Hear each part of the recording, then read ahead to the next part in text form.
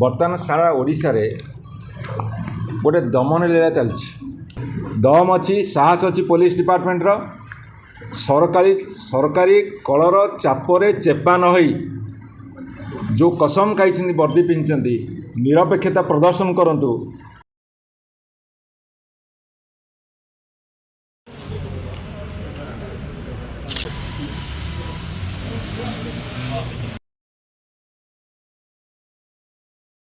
विजु जनता दल तरफ नेतृमंडली आसी डीजी को देखा कले एवं अनेक कथारे आम अनेक डिमांड रखीचु। बर्तमान सारा ओडिशा रे गोटे दमन लीला चलछि। दमन लीला कौन ना गणतांत्रिक पद्धति रे कई किछि कहि परिबेनी। जे कहिबे ताकू जे कोनसी मते दमन करा एवं तापरे सारा ओडिशा रे आपणकर माननीय गणमाध्यम रे आसीची गत 5 मास भितर 1256टा महिला मान ऊपर अत्याचार होइछि एवं भुवनेश्वर बर्तमान छिनतेई रे नंबर 1 संबलपुर डकैती रे नंबर 1 डकैती हवारे एवं जो माने शासक दलर समर्थक से माने जेते बड़ अपराध कले मध्य से मानकु छाड़ी दिया जाउछि।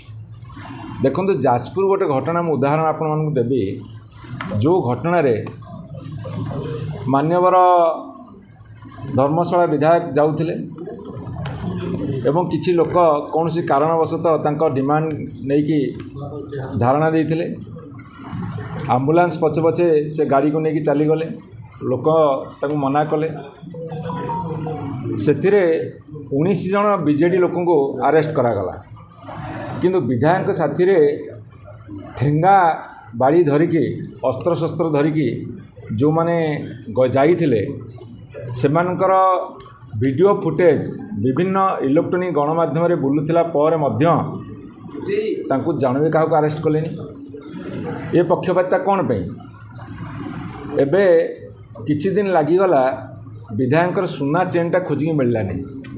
सुना चेनटा खोजिकी पाइबाकू बर्तमान क्राइम ब्रांच को दिगला।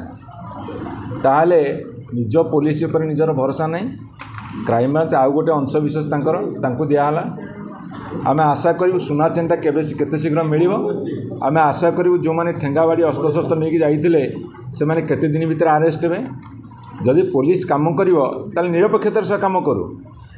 से जे कोनसी दलर हो विजु जनता दल हो कि भारतीय जनता पार्टी हो कि कांग्रेस दल हो बा से कम्युनिस्ट पार्टी हो जो दलर जी अपराध करुच्ची तुम अरेस्ट कर गिरफ कर से आमर किसी कहबार नहीं।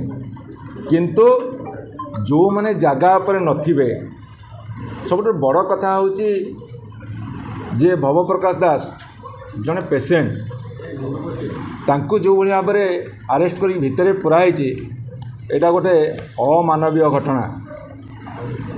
दम अच्छी साहस अच्छी पुलिस डिपार्टमेंट रो सरकारी कलर चापरे चेपा न होई जो कसम खाई वर्दी पिंधि निरपेक्षता प्रदर्शन करंतु एवं विधायक साथी रे जाइथिबा अस्त्रशस्त्र नहीं कि प्रदर्शन करी गंडगोल करिथिबा व्यक्ति को अरेस्ट कर देखांतु एवं ओडिशा रे जोठी जो घटना घटुची से जेते बड़ प्रभावशाली व्यक्ति हो ना कहीं तांको अरेस्ट करंतु आमे तांको समर्थन करिवो।